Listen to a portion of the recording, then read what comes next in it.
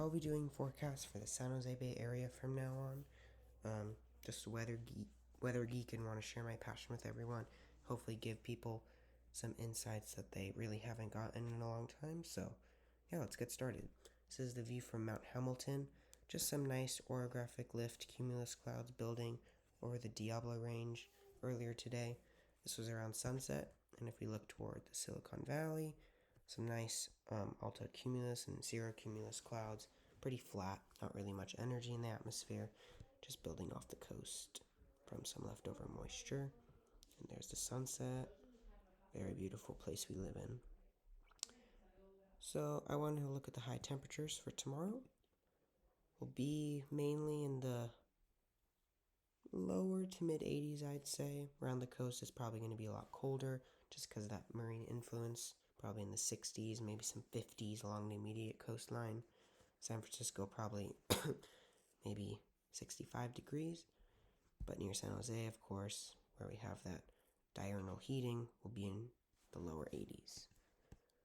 By Sunday, we'll start the warm up. By the coast, there might be a little bit more of a marine influence, so it might be a little bit warmer, or a little bit colder, actually, I should say cooler. More 50s scattered across the board, but inland we should start heating up. And this is just because of the upper level pattern with some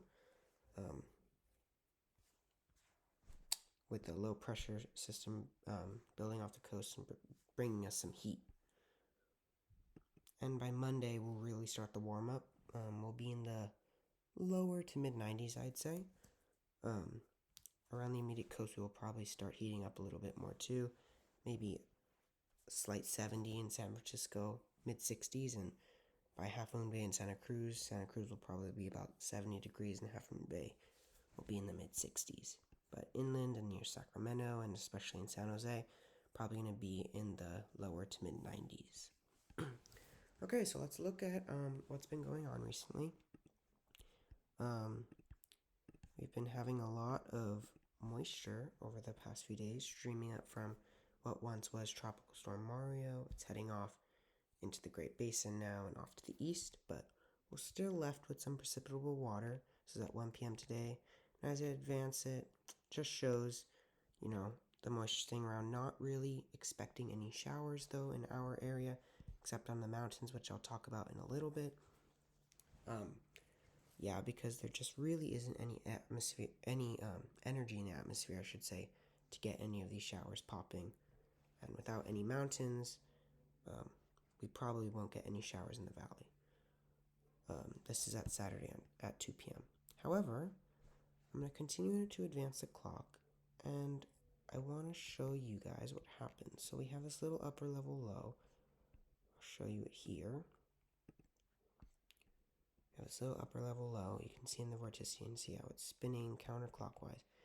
It dips to the south, right? Pulls up some moisture, and according to this model run, it's going to go over the Bay Area and send us some showers and possibly a few rumbles of thunder before it moves off to the east by Thursday.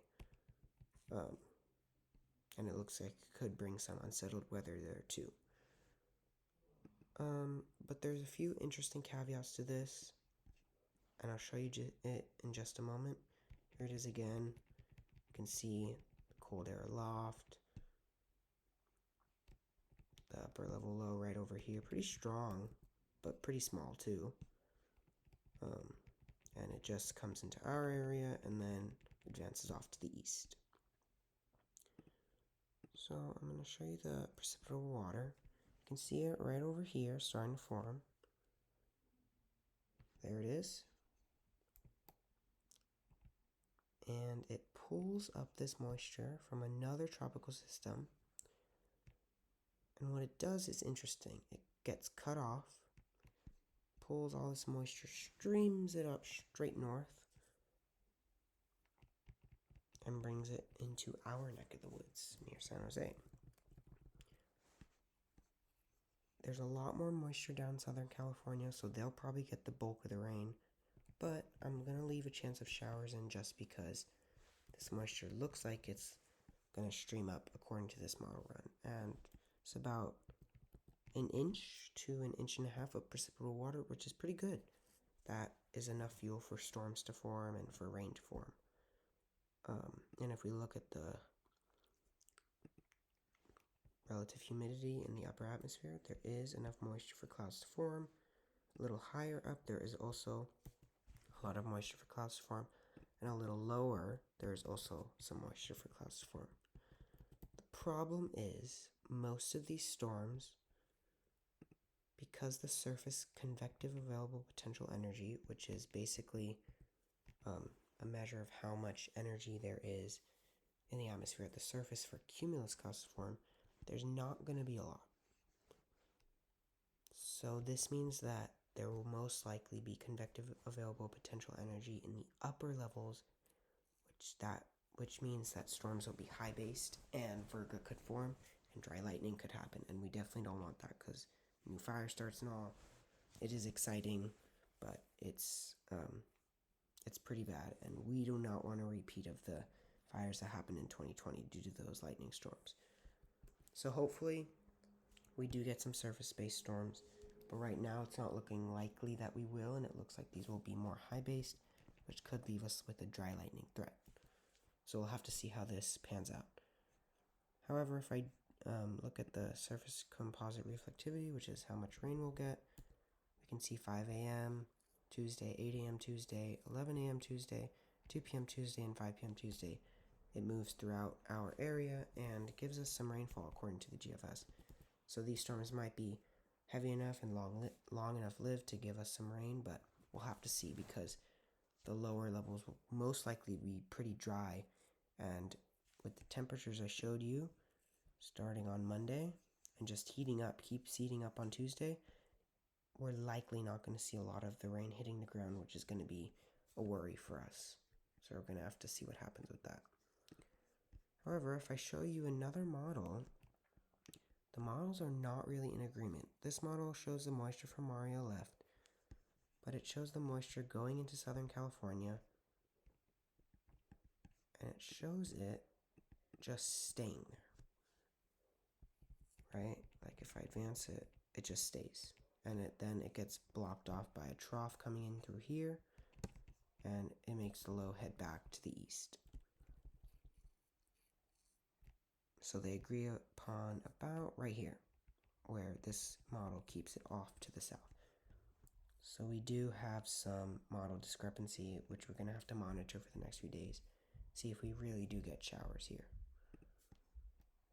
So this model showing basically no rain for us, only in Southern California, while this model is showing some rain here. Mostly near the central coast, but we might also get some rain. This is the GFS versus the European model. So we're going to have to see what happens. And this is just the upper level low on the European model. And we can see it keeps it off to the south. If I go through that again, it keeps it off to the south. So that would not bring rain.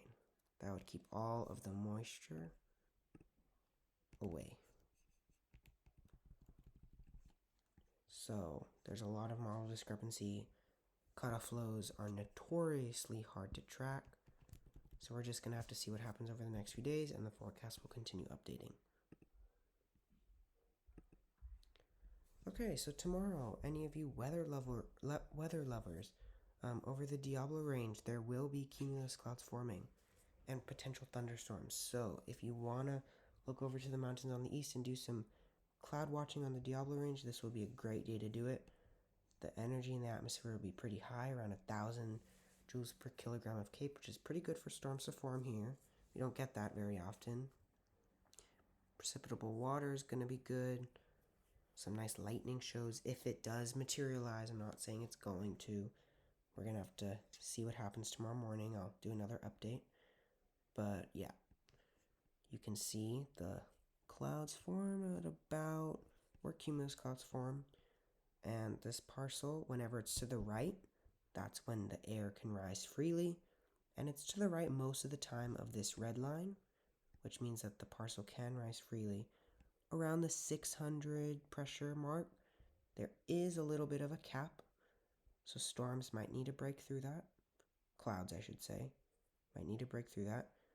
But if there is enough energy, which I'm showing here, we might be able to get some thunderstorms popping off tomorrow afternoon, mainly over the Diablo Range and not over the Santa Cruz Mountains, just because of the dynamics and the heating is more intense near the Diablo Range, and that will give us a better chance of thunderstorms there.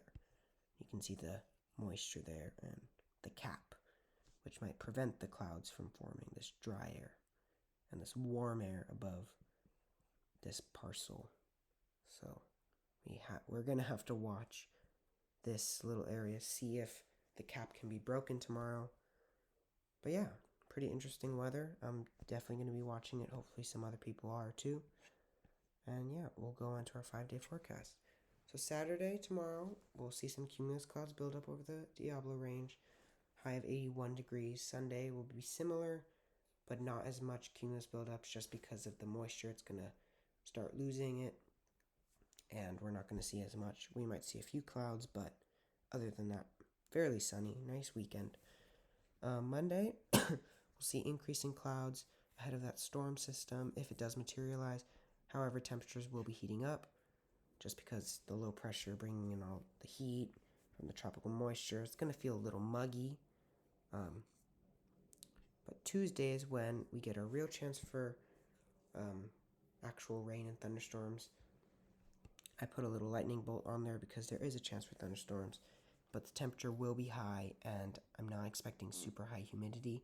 Even though it will feel a little bit muggy, that rain might evaporate before it hits the ground. So let's hope that the forecast changes so that the humidity near the ground is a little higher and storms can actually drop their rain on the ground, and yeah, instead of dry lightning. By Wednesday, we'll start to cool down again as that low pressure system moves off to the east. We're going to be left with partly cloudy skies and a high of 86. And the lows will probably rise a little bit just because there will be a little less of an onshore influence from the ocean. So we might not get as much marine layer Monday, Tuesday, and Wednesday. But Saturday and Sunday, there might be some fog in the valleys. Have a nice weekend. I will talk to you guys again Saturday. Thank you.